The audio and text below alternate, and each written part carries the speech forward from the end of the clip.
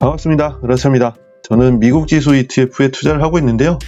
미국 대표 지수 중 나스닥 100 지수를 2배 추종하는 한국판 QLD라고 불리우는 코덱스 미국 나스닥 100 레버리지 합성 H라는 ETF를 투자를 하고 있습니다. 저는 매주 10만원으로 10억을 모아볼 생각으로 적립식으로 투자를 하고 있는데요. 나스닥 지수의 변동성을 이겨내고 오래오래 복리 효과를 누리기 위해서 코덱스 미국 나스닥 100 레버리지 합성 H와 현금을 8대2로 비중을 유지하면서 투자를 하고 있습니다. 이번 주는 136주차 투자 기록이 되겠네요. 트럼프 대통령의 90일 관세 유예 발표 후에 나스닥 지수가 수요일 저녁에 12% 급등을 해줬습니다. 미국 지수의 급락에 미국 대통령도 긴장을 했는지 설마 했던 가능성인 관세 유예를 발표를 했는데요. 그 다음 날인 목요일은 4% 하락, 그 다음 금요일은 2%대 상승, 그 다음 금요일에는 2%대 상승이 발생했습니다. 한 주 동안 나스닥 지수가 롤러코스터를 타는 바람에 언론에서도 난리가 났습니다. 미국의 대공황이 버금가는 경기 침체가 온다. 미국이 망한다. 이런 뉴스들인데요. 그걸 어떻게 알겠습니까? 대부분들의 투자자들이나 언론의 예상처럼 반대로 시장이 흘러가면 투자는 본인의 책임이란 소리나 할 텐데 말이죠. 나스닥 종합지수 주봉 차트입니다. 전부터 말씀드린 것처럼 주봉 차트에서 보조지표인 RSI를 설정하면 과매도 구간에서 빠져나오는 시그널이 나왔습니다. 여기 빨간색 화살표가 그 시그널인데요. 이제 투자를 1년 동안 나눠서 시작을 하셔도 될 것 같습니다. 내 투자금 중에 70%만 50회로 나눠서 50주 동안 분할 매수를 시작하시고 나중에 매수가 끝나면 평가금과 남은 현금을 7대3으로 분기별이나 반기별 1년에 한 번씩 리밸런싱을 해주시면 되겠습니다. 나스닥 종합지수 월봉 차트입니다. 3개월 동안 전체적으로 지수가 내려오다 보니 작년부터 넘어온 미국 지수 투자자들이 많이 지쳐있는 것 같습니다. 가까운 예로 2022년은 1년 내내 지수가 빠진 거 볼 수가 있는데요. 이번 하락이 그전만큼일지 더 길지 아무도 알 수가 없습니다. 하지만 우리는 투자금의 일정 비율을 현금으로 가져가고 있기 때문에 심리적인 안정을 가지면서 오래오래 투자를 할 수가 있는 겁니다.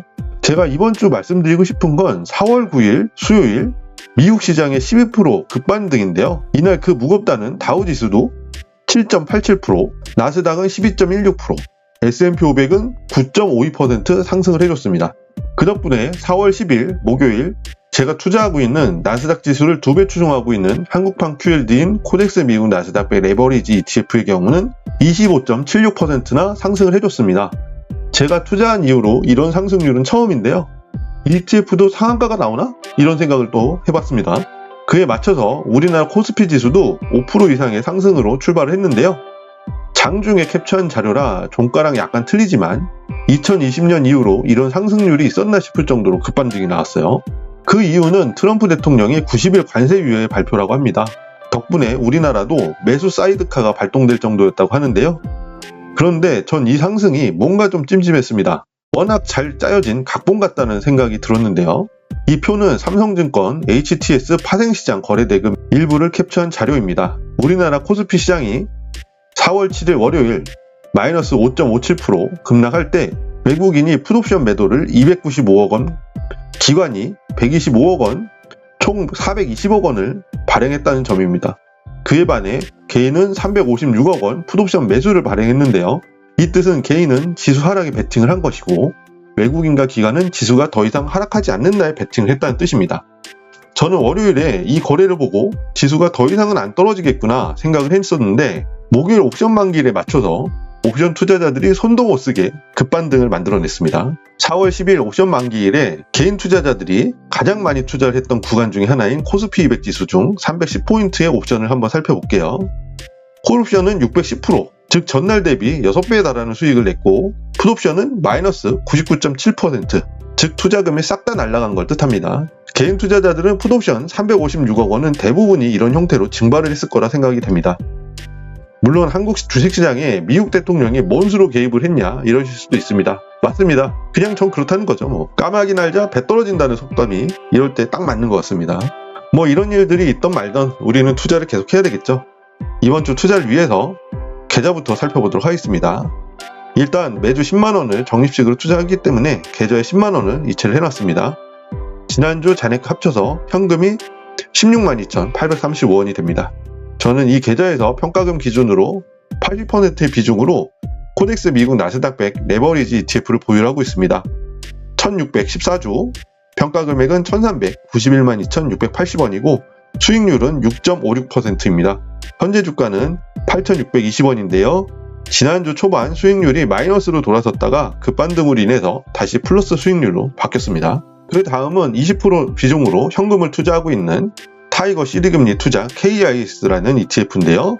65주를 보유하고 있고 현재 평가 금액은 363만 4,800원이고 현재 수익률은 2.06%입니다.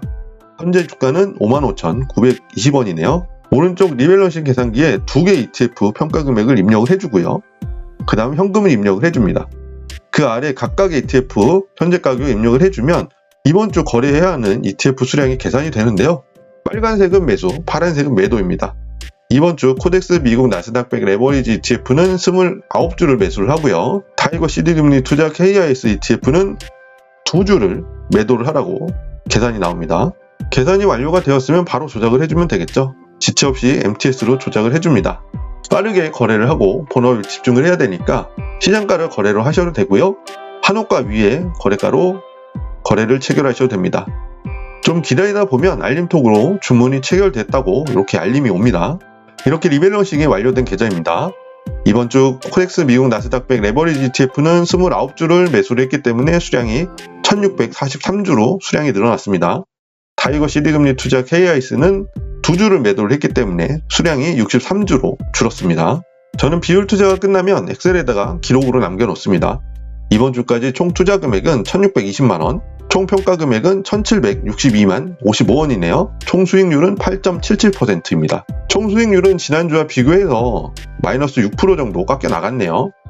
그렇지만 제 계좌에는 주식 대비 20%의 현금을 보유하고 있기 때문에 계속적으로 투자를 해나가겠습니다. 코덱스 미국 나스닥 100 레버리지를 100% 보유했을 때와 제 포트폴리오 수익률을 비교한 그래프입니다. 현재는 나스닥 100 레버리지 ETF 수익률이 제 포트폴리오의 수익률보다 낮아지기 시작을 한 구간입니다. 제 계좌의 평균 단가와 코덱스 미국 나스닥 100 레버리지 가격을 비교한 그래프입니다. 지수는 급락을 하고 그에 따라 나스닥 레버리지 ETF를 계속 매수하다 보니 두 그래프가 이제 만나려고 하고 있습니다. 제가 생각하는 이런 반등이 과연 나올지 한번 지켜보시는 것도 좋을 것 같습니다. 총 투자 금액과 평가금을 비교한 그래프입니다. 매주 10만원씩 계좌에 자금이 투입되니까 투입액이 우상향을 하고 있고요. 지속적인 미국 지수 급락으로 인해서 투자금과 총 평가 금액이 이제 비슷해지려고 하고 있습니다. 투자를 하다 보면 이런 구간을 종종 만날 수가 있습니다. 앞에서 보셨다시피 저는 한 3번 정도, 투자 초반까지 하면 4번 정도 있었는데요. 이런 구간들 다 이겨내다 보면 이런 급상승들, 평가 금액이 급하게 늘어나는 구간들을 만날 수가 있으니까 조금 어렵더라도 참고 투자를 계속하셨으면 좋겠습니다. 그럼 적은 돈으로 2배에서 3배의 미국 지수 ETF에 투자를 해서 목돈을 만드는 씨앗 투자를 하고 있는 계좌를 살펴보도록 하겠습니다. 총 계좌의 평가 금액은 1,564,833원입니다. 지난주와 비교했을 때 평가금 차이가 240만원 정도 늘었습니다. 여기 보시면 지난주는 1260만원 정도 됐죠. 나스닥 지수가 롤러코스터를 타다 보니까 제 계좌의 평가 금액이 몇백만원씩 움직이기 시작을 했네요. 3배 레버리지 ETF는 가격 변동이 크기 때문에 가급적이면 계좌를 안 보시는 걸 추천드리도록 하겠습니다. 의도된 건지 우연인지 이번 주 나스닥 지수는 참 출렁출렁 거렸습니다. 나스닥 시장이 급락을 하든 급등을 하든 저는 현금을 일정 비율 유지하면서 제 포트폴리오를 조정을 하며 계속 투자를 합니다. 심리적으로는 솔직히 편안합니다.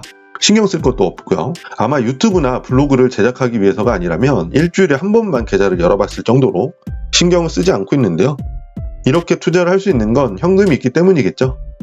여러분들께서도 투자가 너무 어렵게 느껴지신다면 투자금 중 현금 비율을 50% 이상으로 유지를 하면서 비율 투자를 한번 해보세요. 정말 마음을 편하게 투자를 할 수가 있습니다. 지수가 급락을 했을 때 이렇게 대응했습니다. 이렇게 하세요. 저는 손절했습니다. 이런 유튜브 영상들이 많이 올라오더라고요. 하지만 전 가만히 있었습니다. 제 투자 방법은 심리적으로 안정감을 유지하는 투자인데 조회수 좀 빨아보겠다고 여러분들의 불안감을 이용해서 내가 이익을 보는 영상을 제공해야 된다? 이건 저랑 맞지가 않다고 생각을 했어요. 편하게 저랑 같이 투자를 오래오래 하셨으면 좋겠습니다. 그리고 제가 진행하고 있는 비율투자법, 씨앗투자법에 대해서 구체적으로 알고 싶으시다면 제 유튜브 채널 메인 화면에서 재생 목록을 클릭하세요. 그러면 미국지수 ETF 투자 방법이라는 폴더가 있는데요. 그 하단에 모든 재생 목록 보기를 클릭하시면 다음과 같은 영상이 쭉 나옵니다. 1번과 4번은 비율투자법, 5번과 6번은 씨앗투자법에 관련된 영상이니까요. 천천히 보시면서 방법을 익히셨으면 좋겠네요. 급격한 변동성으로 걱정하시는 건 당연합니다. 그렇다고 투자를 멈추시면 안 됩니다. 현금을 일정 비율 유지하면서 반드시 이겨낼 수 있습니다. 이러한 불확실한 주식시장이 계속되더라도 성공적인 미국지수 ETF 투자가 될 때까지 저 으라차가 함께 하도록 하겠습니다. 힘내세요. 영상 보시느냐 고생 많으셨고요.